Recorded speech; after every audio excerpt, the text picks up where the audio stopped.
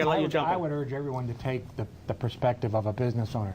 If I invest, buy a license, own the business, I am certainly going to make sure that my employees are protecting me, and they're not going to sell to minors, they're not going to sell to visibly intoxicated, because the So you don't buy the argument that the privatization means that's sort of an open field for anybody to buy. You think that I do not. Okay. But the studies show that that's what happens, though, because the profit motive is so great. And the other thing that we would lose is service in some of the smaller communities in Pennsylvania. Right now, under the state law, we're mandated to serve everywhere in Pennsylvania.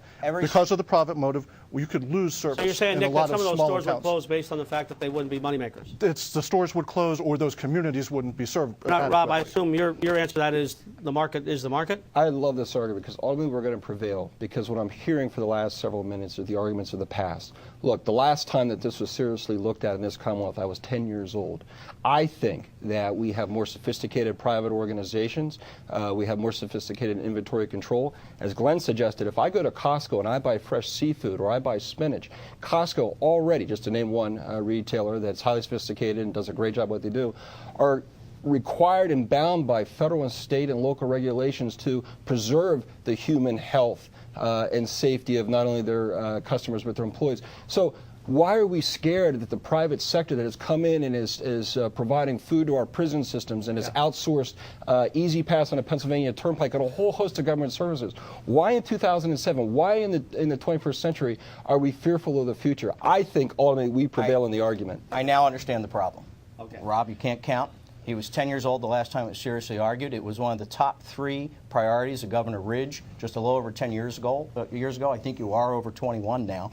The reality is that this legally was so. This is that's right. I see them. But apparently you've been somewhere else in recent years. Look, no, particularly when you told out this SHAP study private sector. You're carrying the water for Governor Schaap now. I think that was Governor Ridge. The Institute for Highway adult beverage. The Institute for Highway Safety, every time they've studied this, and in their last study back around the time of the Ridge proposal, showed that people are more than twice likely as minors to be served in New York than they are Pennsylvania. On the service issue, in terms of customer service, look at what some people in the private industry have to say about Pennsylvania. San Francisco Chronicle, Pennsylvania is arguably the best place in America to buy wine. Wine enthusiasts, same type headline, that people are now leaving New Jersey and Delaware to come shop in Pennsylvania. Pittsburgh Post-Gazette, the president of the Association of Pennsylvania Wineries, talked about the tremendous opportunity. And on and on and on. All right, the question I want someone to jump in on this. What about the dollars? Because I know what the viewers are saying. They're taxpayers. Is this going to help me or hurt me? What's the bottom line? Well, first of all, we could raise $1 billion up front for a one-time purpose. I think that purpose should be going to provide greater subsidy of prescription drugs for older Pennsylvania, to deal with the increasing cost of health care for moderate and low-income So on the front end, for someone to acquire, there's going to be an investment in some real dollars. Will we lose on the back end? No, absolutely not, because these private companies still pay a range of corporate business and payroll taxes. Okay, Nick, do you buy that? I mean, would we lose after this? I honestly don't. I mean, we're contributing somewhere in the neighborhood between $400 and $500 million to the Treasury every year. That is a steady stream. So the system is actually paying dividends to its shareholders, who are the taxpayers. Taxes. It's the government paying itself back. Okay. There is a problem. But that money is problem with Senator Wonderling's assumption of the $1 billion. First of all, the last time we heard $1 billion, unless he's hiding a study that's been done more recently, was the Price-Waterhouse study. You're not hiding studies. I never read the Price-Waterhouse study. And what came out of the Price-Waterhouse studies done by the Ridge administration is that you needed to nearly triple the outlets in Pennsylvania and more than double the sale of alcohol for that to happen. And it was based on an assumption that the PLCB was going to go broke within a few years, which turns out to be wrong. Now, here's the flip side about taxes. At the same time, in New Jersey, $27 million of uncollected taxes because businesses don't always report their taxes. All right, great debate. Stay with us. Business Matters. We're talking liquor control, the state stores. We'll be right back. You're watching Business Matters, because if it's business, it matters.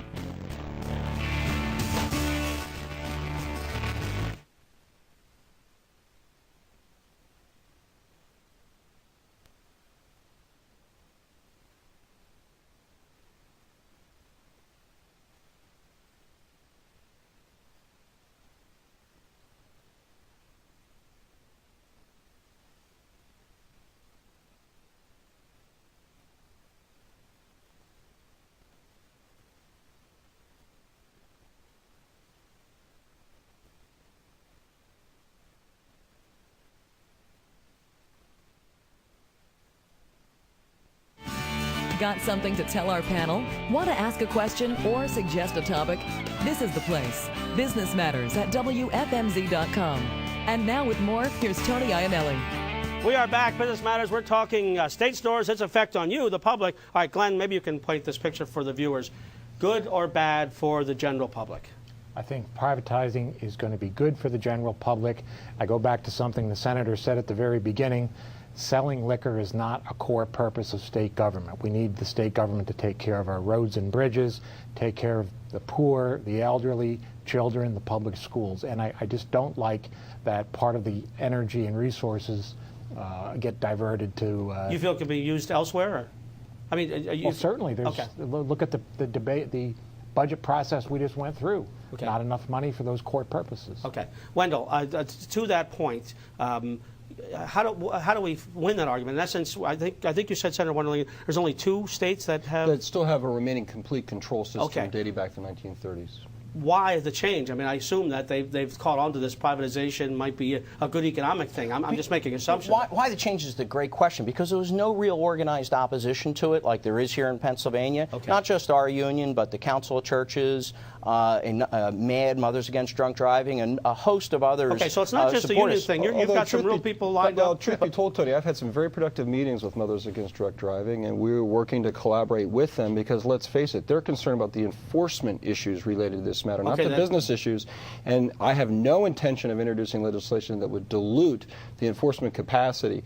I've had a very productive spring talking to Mothers Against Drunk Driving, and they understand. Look, if this was not working in all the private sector states, then there would have been a hue and cry, would have been repealed back to a public model. It hasn't happened. It hasn't happened. Because of the organized opposition here, we have looked at what other states have done, what certain provinces in Canada that have loosened up their control over the product have done, and what it shows is states did not come out the winners like Senator Wendell Young and others are saying. What it shows is that Pennsylvania has a good program, it's working, it's a great asset for the taxpayer, it's providing revenue every year, not just a one-time upfront balloon, and that's why every time this has come over more than 30 years to the legislature, those in the legislature that look at the real numbers, what's happened in other states like West Virginia and Ohio and other places, and they look at it and they say, you know what, we're not giving this up. This works for Pennsylvania. Before I go, Nick, based on that, do you have a shot at this, Rob? Look, it's easy to be in the business to organize to oppose something, and I know that it's hard to beat the status quo and anything, but I think Pennsylvanians are crying out for a modern government. They're crying out for a government that sticks to its knitting, as Glenn suggested, and works on the core issues. And why not? Why are people afraid of having a vigorous public debate? It's been 10 years since we've discussed this matter. Other states have moved in this direction. I'm going to drop a bill in the next several weeks. We're going to start that debate. My friend here from Organized Labor can organize all the opposition he wants, but ultimately, I think Pennsylvanians want to stand for something, not against something. But to that question, Nick, because we just talked about privatization of the turnpike, and in essence, to my surprise, the public wasn't for that. Because they view the Pennsylvania Turnpike as infrastructure that's core to government, not a retail establishment. Okay. Well, the senator is suggesting that nothing has changed over time. And the fact of the matter is there have been a number of initiatives, maybe in the past 5-7 years, that have improved the service that we provide. We have Sunday sales now. We have one-stop shops now. So we're trying to become... the bottom line? Yes, we have. Okay. I mean, sales have increased. Profits have increased. We're getting some of our cost increases under control. So the system is modernizing within this state-controlled framework. Nick, let me ask you a question. Of the 600-plus liquor licenses that are available in the Commonwealth, how many one-stop shops do you have in Pennsylvania? I think it's 19. 19 one-stop shops to serve 12 million Pennsylvanians. That's or one, above so age. that's one total. out of 630, but we also have premium collection so to my stores. point, the change has been incremental over the last 10 years. It has been, but Sunday sales is up to 20. It's been incremental because it's up to 25% of stores. When you have a public monopoly that is not core to the function of state government, it's always going to be incremental. I have to tell you that the folks I represent are demanding change. They're tired of government that's business as usual. They're tired of special interests maintaining the status quo, whether they be a labor union or a public employee. And the Morning Call has opined on this, want convenience, they want choice, and they still want enforcement. So what is everybody afraid of? In essence, Rob Wendell truly believes he's doing this for the citizens of the Commonwealth.